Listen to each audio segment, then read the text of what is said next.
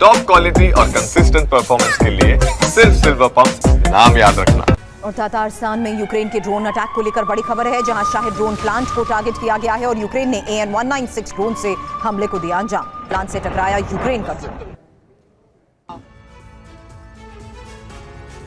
युद्ध विराम के लिए ट्रंप की तमाम कोशिशें फेल हो गई। फिर अमेरिका का फर्स्ट लेडी मेलानिया ने सीज फायर कराने की कमान संभाली और मेलानिया के आने से पुतिन ने भी रणनीति बदल डाली।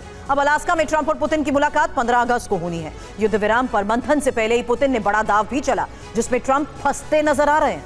आखिर क्या है पुतिन का नया प्लान, जिससे मेलानिया का प्लान फेल होता दिख रहा है और जेलेंस्की की बौखलाहट बढ़ गई है। एक्सक्लूसिव रिपोर्ट अब आपके सामने।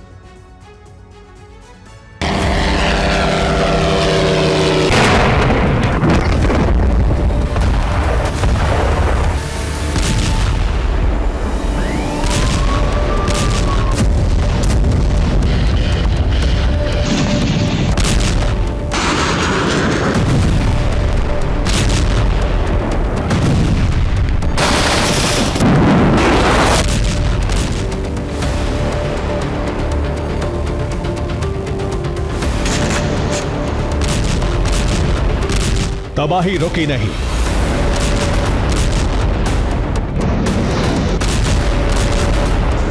हमले रुके नहीं। विध्वंस रुका नहीं।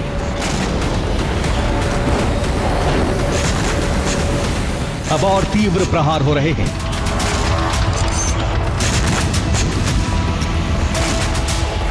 खार्कीव से लेकर कीव तक बारूदी घमासान मचा है। इस बीच डोनाल्ड ट्रंप और पुतिन की मीटिंग होने वाली है और इसके पीछे सिर्फ ट्रंप नहीं बल्कि अमेरिका की फर्स्ट लेडी मेलानिया है।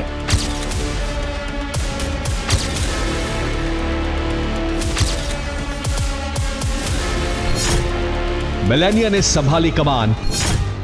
मेलानिया कराएंगी सीज फायर। मेलानिया ने बनाया ट्रंप पुतिन की मीटिंग का प्लान।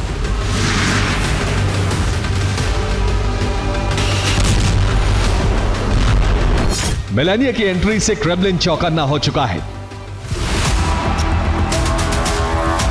आखिर अचानक से मेलानिया की एंट्री क्यों हुई? TV9 भारतवर्ष ने सुपर प्राइम टाइम के दर्शकों को पहले ही बता दिया था कि यूक्रेन समस्या सुलझाने के लिए मेलानिया की एंट्री हुई है।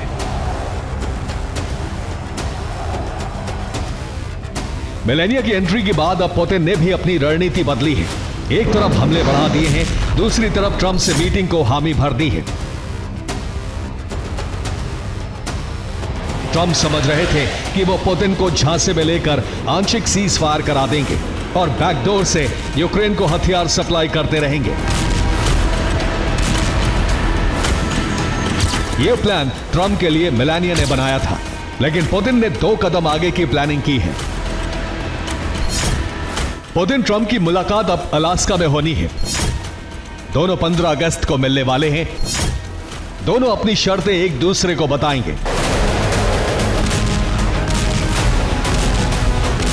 जिसमें ट्रंप आंशिक सीज फायर कराने के पक्ष में है, जिसमें हवाई हमले रोकने के लिए कह सकते हैं, जबकि पुतिन इस शर्त को मान लेंगे, लेकिन इसके एवज में एक ऐसा पासा फेंक सकते हैं जिससे ट्रंप के मंसूबे धराशायी हो सकते हैं।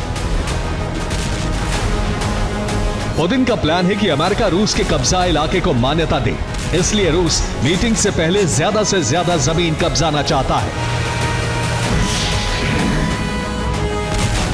7 दिन में आधे यूक्रेन पर पूरा कंट्रोल करने की तैयारी है। इसके लिए पुतिन ने पूरी ताकत झोंकने का फरमान जारी कर दिया है।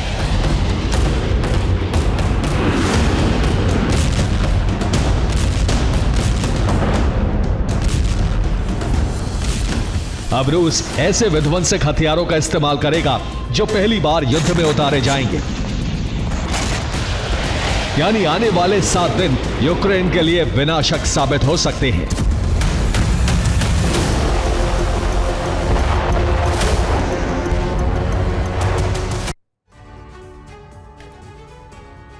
यूक्रेन में अभी क्या स्थिति है, ग्राफिक्स के जरिए ये इंफॉर्मेशन आपके सामने, क्योंकि लुहांस्क पर रूस का कब्जा है और डोनेट्स्क पर भी पूरा कंट्रोल, जबकि ज़ेपोरिज़िया और खेरसों में रूसी सेना को बढ़त है। इसके अलावा रूस ने सुमी और खार्कीव के बड़े इलाके को बफर जोन में बदल दिया है। इस दौरान निप्रोपेट्रोव्स्क में ही घुसकर रूसी सेना कहर बरपा रही है। पुतिन ने नई युद्ध नीति में यूक्रेन के कई इलाकों पर 7 दिन के अंदर कब्जे का टारगेट रखा है। यही वजह है फोकस माइकोलेव, ओडेसा, चार्निहाइव और पोल्तोवा पर अब किया जा रहा है, जहां लगातार हमले भी तेज हो चुके हैं। अब से 7वें दिन बाद अलास्का में पुतिन और ट्रंप की मीटिंग होनी है और अगर पुतिन का दाव चला तो साल 2025 के आखिर तक आधे से ज्यादा यूक्रेन पर रूस कब्जा कर सकता है, जिसमें कीव और चिरखासी का आधे से ज्यादा हिस्सा शामिल हो सकता है। यानी अगर ये टारगेट रूस ने हासिल कर लिया तो यूक्रेन के पास आधे से भी कम इलाका रह जाएगा, जो सामरिक तौर पर ज्यादा महत्व नहीं रखता।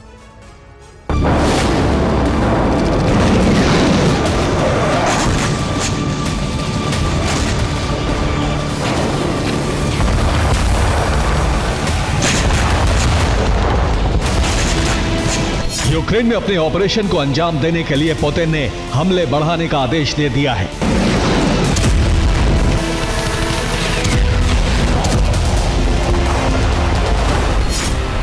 अब जल थल नभ से हमले किए जा रहे हैं। खासतौर से साउथ ईस्ट यूक्रेन में भारी तबाही हुई है, क्योंकि यही वो इलाका है जहां पुतिन बफर जोन बनाना चाहते हैं।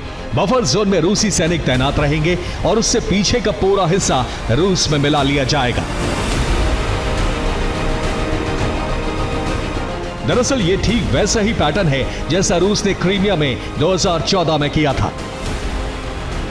रूस ने क्रीमिया पर हमला करके उसका विलय रूस में करा लिया था। हालांकि अभी तक पश्चिमी देशों ने क्रीमिया को रूस के हिस्से में मान्यता नहीं दी है, लेकिन पुतिन ट्रंप से मुलाकात में एक तीर से 2 शिकार करने की प्लानिंग में है। एक तरफ अपनी शर्तों पर युद्ध विराम कर सकते हैं, दूसरी तरफ यूक्रेन में कब्जा किए हुए इलाकों को रूस में विलय कराकर अमेरिका से मान्यता दिला सकते हैं।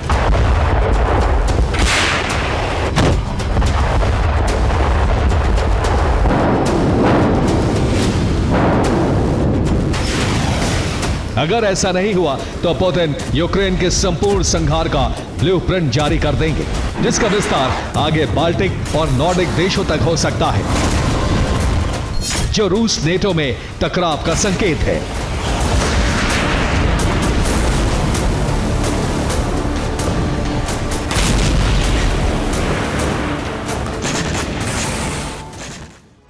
अमेरिका रूस के पास बेस बनाकर आटमी हथियार तैनात कर सकता है और पहला बाल्टिक देश एस्टोनिया है, जिसकी सरहद रूस से लगती है। मॉस्को से उसकी दूरी है 860 किलोमीटर, जबकि दूसरे बाल्टिक देश की मॉस्को से दूरी है 850 किलोमीटर। इसी तरह तीसरे बाल्टिक देश लिथुआनिया में नेटो का बेस है, जिसकी मॉस्को से दूरी है 790 किलोमीटर। पोलैंड में अमेरिका ने परमाणु हथियार तैनात किए, जो मॉस्को से 1150 किलोमीटर दूर है। इसी तरह नॉर्वे बेस से मॉस्को 1392 किलोमीटर दूर पड़ता है, जबकि रोमानिया में भी सैन्य ठिकाना बना रहा है, जहां से 1330 किलोमीटर दूर मॉस्को पर हमला कर सकता है। फिनलैंड और रूस का बॉर्डर आपस में लगा हुआ है। फिनलैंड से क्रेमलिन की दूरी है 1300 किलोमीटर। इसी तरह बुल्गारिया के बेस से भी 1630 किलोमीटर दूर मॉस्को पर अमेरिका हमला कर सकता है।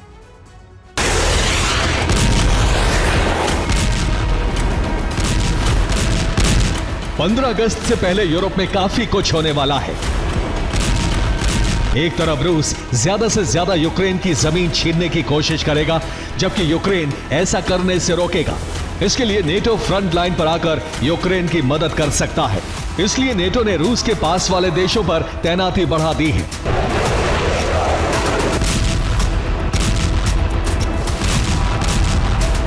इस बीच रूस ने आधी रात से हमले तेज कर दिए हैं। खासतौर से नीपर नदी के एक तरफ सबसे ज्यादा ड्रोन दागे गए हैं, जबकि कीवो ब्लास्ट में सब जगह बारूद बरसाया जा रहा है। इसमें सबसे पहले पोर्ट सिटी को टारगेट किया गया। ओडेसा पर हमला करके नेटो से मिले हथियारों को तबाह कर दिया गया।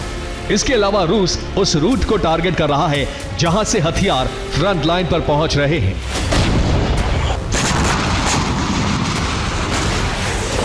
यानी रूस ने पूर्व से लेकर पश्चिमी यूक्रेन तक और उत्तर से दक्षिण तक हर दिशा में हमले किए हैं, जिनका दायरा इतना बढ़ गया है कि कीव में कोहरा मच गया है।